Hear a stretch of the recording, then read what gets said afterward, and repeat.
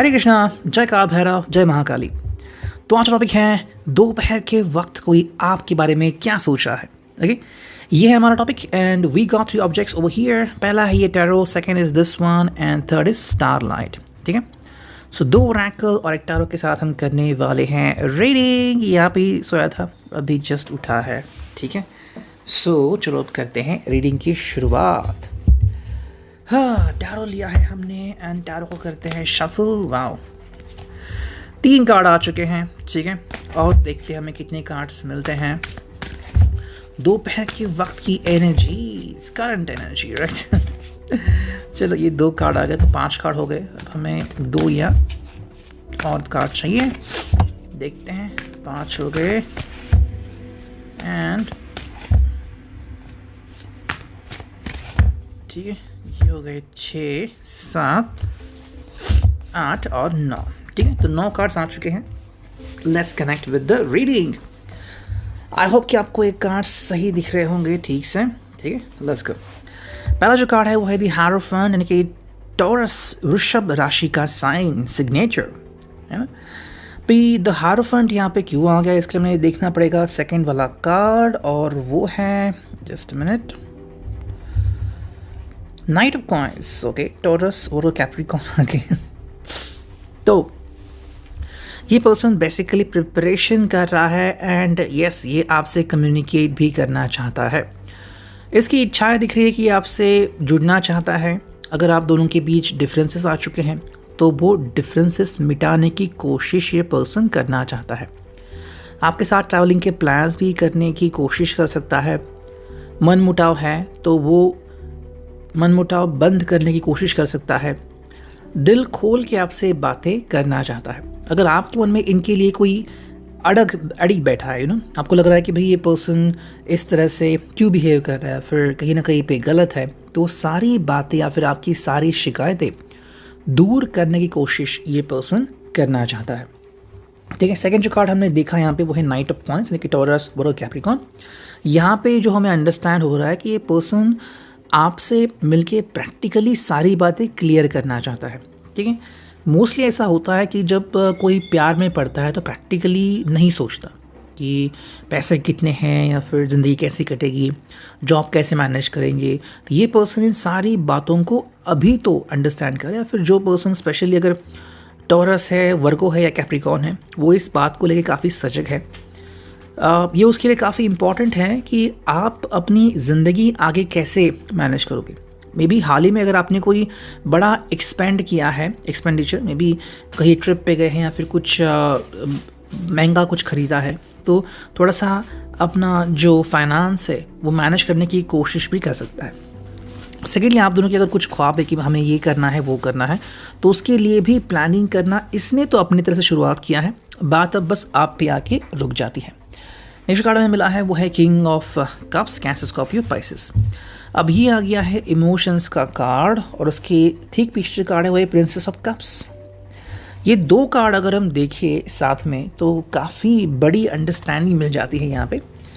King of cups मतलब ये person जो है वो अभी अगर हम कहें तो देखो, पहले जो हमने कार्ड्स देखे वो थे प्रैक्टिकलिटी के कार्ड, यानी कि मिट्टी तत्व, और अब जो कार्ड देख रहे हैं वो है कप्स के कार्ड, यानी कि भाई वाटर साइन, जिसे हम कहते हैं इमोशंस। तो भावनाएं यहाँ पे आती है। ये पर्सन कहीं ना कहीं अपनी भावनाओं को कंट्रोल करना चाहता है। किंग का काम, एक राजा जो होता है वो अपनी भावनाओं को नियंत्रित करता है ना। तो दैट इज़ वेरी इंपॉर्टेंट कि नियंत्रित करना वगैरह। मान लो जैसे आपको बहुत बड़ी शॉपिंग करनी है, लेकिन अचानक से कोई फ़ोन आ गया, कोई इमरजेंसी, तो क्या करोगे? वो बात वहीं पे छोड़ दोगे ना। बिल्कुल वही हो रहा है यहाँ पे।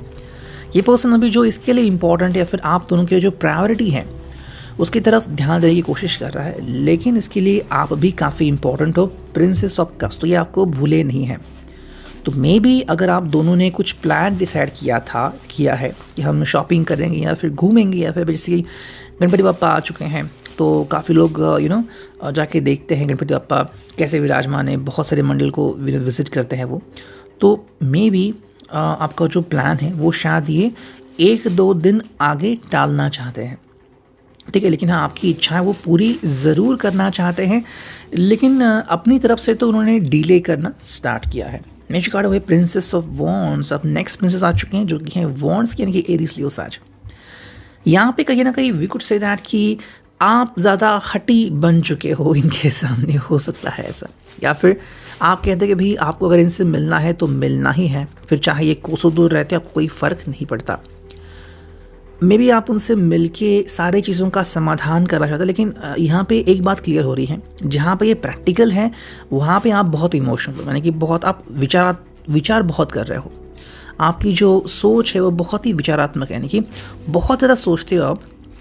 एंड अगर उनसे कभी बात करने का मौका आ गया तो आपकी जो भी बातें होती है वो डायरेक्टली इमोशन से कनेक्टेड ही होती है। प्रैक्टिकलिटी को आप इतना ध्यान नहीं देते। ओके, मे बी आपको उनकी सैलरी भी नहीं पता होगी, या फिर भाई इनकी कितनी अमाउंट है, कितने पैसे इनके पास सही में है, आपको ये भी नहीं पता होगा शायद से। लेकिन आप उनसे मिलना चाहते हो और कुछ चीज़ें क्लियर करना चाहते हो कि मे बी आपके लिए बहुत इंपॉर्टेंट है, और यहाँ आप उनको शायद बताना चाहते हो इन पर्सन। जो कार्ड वो क्वीन ऑफ वॉन्ड्स, यहाँ पे क्वीन आ चुका है, क्वीन का कार्ड। इनकी क्वीन का मतलब क्या है कि ये पर्सन या फिर आप दोनों ही अपनी अपनी तरीके से चीज़ों को हैंडल करना चाहते हैं।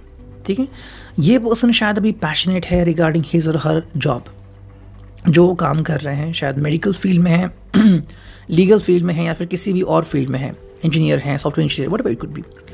वो अपनी तरफ से बेस्ट दे रहे हैं इन द प्रोफेशन, और आप अपनी तरफ से बेस्ट दे रहे हो इन योर लव लाइफ। फ़र्क ध्यान में आ गया? ये पर्सन प्रैक्टिकल है, आप ज़्यादा इमोशनल हो, वो कार्ड हमें यहाँ पे दिख रहे हैं। नेक्स्ट कार्ड हमें यहाँ पे दिखा है वो है 2 of cups, cancer, Scorpio, Pisces. ये मे भी ऐसा हो रहा है कि ये पर्सन सब कुछ हैंडल करने के बाद, यानी कि भाई फैमिली से बात की, फिर अपना जॉब कर लिया, बिजनेस कर लिया, फिर फ्रेंड्स मिले, उसके बाद जो मी टाइम है वहाँ पे आप आते हो। तो येस, देयर इज़ यू। सो आप दोनों हैं यहाँ पे आपका पैशन, आपकी सेक्सुअलिटी, सारी कुछ चीज़ें यहाँ पे आती है, लेकिन आपके हिसाब से ये आपके लिए प्रायोरिटी है। यहाँ तक आप जॉब भी इनके लिए बदल सकते हो, वो चीज़ें यहाँ पे दिखती है। ये जो कार्ड है किंग ऑफ सॉर्ड, तो ये देखो ये सेकंड किंग आ चुका है, और यहाँ पे कम्युनिकेशन में भी आपके तरह से या फिर आपके थ्रू होना चाहिए, और मे भी आप चाहते हो कि आप जैसे बातचीत करते हो या फिर आप जैसे किसी मसलों के ऊपर कई बार ध्यान नहीं देते, इसने भी ऐसा करना चाहिए।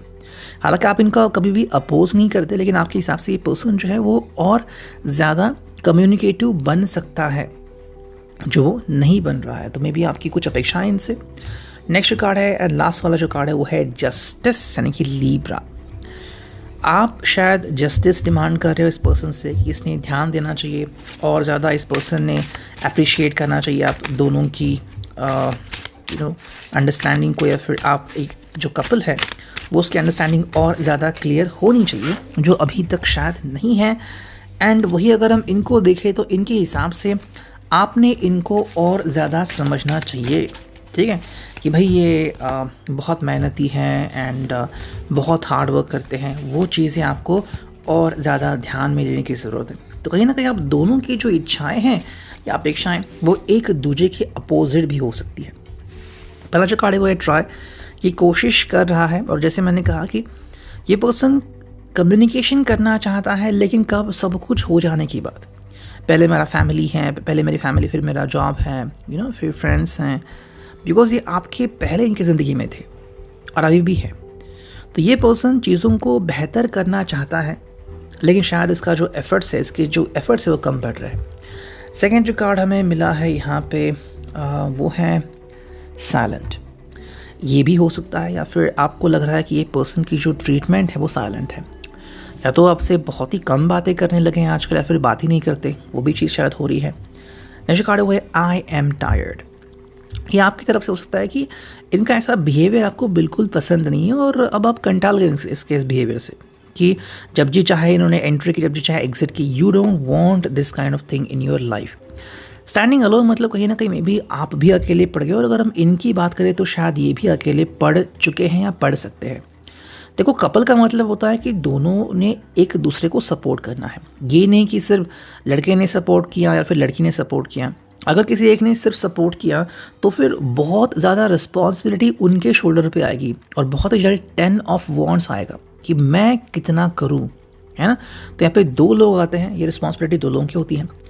रिलैक्सेशन की ज़रूरत है, मतलब कहीं ना कहीं अगर आप दोनों ही अपने अपने काम समझे, एक दूसरे की ज़रूरतें समझे, वो क्या कहना चाहता है, क्यों कहना चाहता है, ये समझें तो आपकी भी ज़िंदगी में रिलैक्सेशन फेज़ आ सकती है। नेक्स्ट जो कार्ड हमें यहाँ पे दिखा है वो है टेक्स्ट। तो टेक्स्ट का मतलब है कहीं ना कहीं पे आप दोनों के बीच कम्युनिकेशन होना चाहिए। और अगर आपको लग रहा है कि मे बी डायरेक्टली फ़ोन्स पे बात करने से या फिर वीडियो कॉल करने से, पर्सनली मिल के अगर चीज़ें थोड़ी सी उटपटांग हो रही हैं, कहीं पे गुस्सा आ रहा है, तो आप सीधा टेक्स्ट से इनको मैसेज कर सकते हो या टेक्स्ट के थ्रू इनसे बातचीत कर सकते हो। तो काफ़ी हद तक जो है वो आपका स्ट्रेस कम हो सकता है। स्ट्रेस में आप दोनों ही शायद हो सकते हो। उसके पीछे रीज़न क्या है कि मे बी आप बहुत ही ज़्यादा कर रहे हो ज़िंदगी के लिए, लेकिन बात ये आती है क्या आप एक दूसरे के रिलैक्सेशन के लिए कुछ करते हो? अगर नहीं तो यही सही मौका है कि आपको एक दूसरे के रिलैक्सेशन करने के लिए कुछ करने की ज़रूरत है। और अगर नहीं तो आपको ध्यान देने की ज़रूरत है। ठीक है, तो चीज़ आपको अंडरस्टैंड करनी है। अब देखते हैं नेक्स्ट ओरेकल से हमें क्या रीडिंग मिलती है। पहला जो कार्ड है वो है मैनिफेस्ट। तो ये वो चीज़ है जो शायद वो करना चाहते हैं या फिर करने की शुरुआत की और आपके लिए भी काफ़ी इंपॉर्टेंट है। मैनिफेस्ट मतलब ये नहीं होता कि दूसरा व्यक्ति मना कर रहा है फिर भी आपका कहना कि नहीं मुझे तुम ही चाहिए, तब मैनिफेस्टेशन बहुत ही वियर्ड होगा और आप फिर खुद ही उसके भंवर में फंस जाओगे। राइट, तो बात ऐसी है कि आपको अंडरस्टैंड करना है कि आपके लिए जो सही है वो हो। और अगर both of you are a very wonderful couple तो आप दोनों के बीच जो डिफरेंसेस है वो बहुत ही जल्दी ख़त्म हो जाए, ऐसा मैनिफेस्टेशन भी आप कर सकते हो। डार्क साइड यहाँ पे इसलिए आते हैं बिकॉज कई बार जब कोई प्यार में पड़ता है या फिर किसी की अरेंज मैरिज भी हो गई तब भी सिर्फ अच्छे गुण ही हम देखते हैं, लेकिन जैसे जैसे दिन बदल जाते हैं हमें उनकी डार्क साइड दिखती है कि किसी को परवाह ही अभी कम कर रहे हैं या फिर अब वो ध्यान नहीं दे रहे हैं, या फिर अगर मैंने खाना भी परोसा तो भी उसको अच्छा नहीं कह रहे हैं, या फिर कि क्वालिटी टाइम नहीं दे रहे हैं। तो ये उनकी डार्क साइड हो रही है। लोग क्या करते हैं इसको उसको हाइड करते हैं। हाइड नहीं करना है बल्कि उसको एक्सेप्ट करना है। तो आप उसके ऊपर कोई सोल्यूशन निकाल सकते हो। नीचे कार्ड है वो है टेक चार्ज। अब ये कार्ड आपको स्लोली अप्लाई करना है, डायरेक्टली नहीं। कई बार ऐसा होता है कि कोई दूसरा व्यक्ति बोलता है कि अब मैं सब कुछ करूँगा मेरे मुताबिक, तो प्रॉब्लम आ जाती है। धीरे धीरे आप अपनी भी बातें उनके सामने रख सकते हो।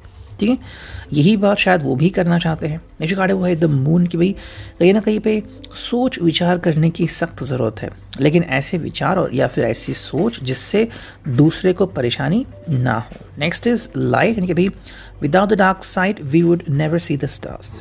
लाइट कब आती है? जब डार्कनेस है ना। दिन में हमें लाइट की ज़रूरत नहीं पड़ती, तो इसीलिए आप जब एक अच्छे कपल हो सबके सामने तो तब आपको ज़रूरत नहीं, लेकिन जब कुछ फ्रस्ट्रेशन निकलता है, इनकी पर्सनल चीज़ें हैं वो आपके साथ डिस्कस करेंगे, तब आपको लाइट की सख्त ज़रूरत है। एंड जो फाइनल कार्ड है वो है न्यू बिगिनिंग। तो यस, आप दोनों मिलकर एक नई शुरुआत कर सकते हो। कहीं ना कहीं पे जहाँ पे गलती हो रही है उसको अगर पॉइंटर ऑफ तुलने किया तो चीज़ें काफ़ी हद तक सही हो जाएंगी। Reading, I hope it resonates. Thank you.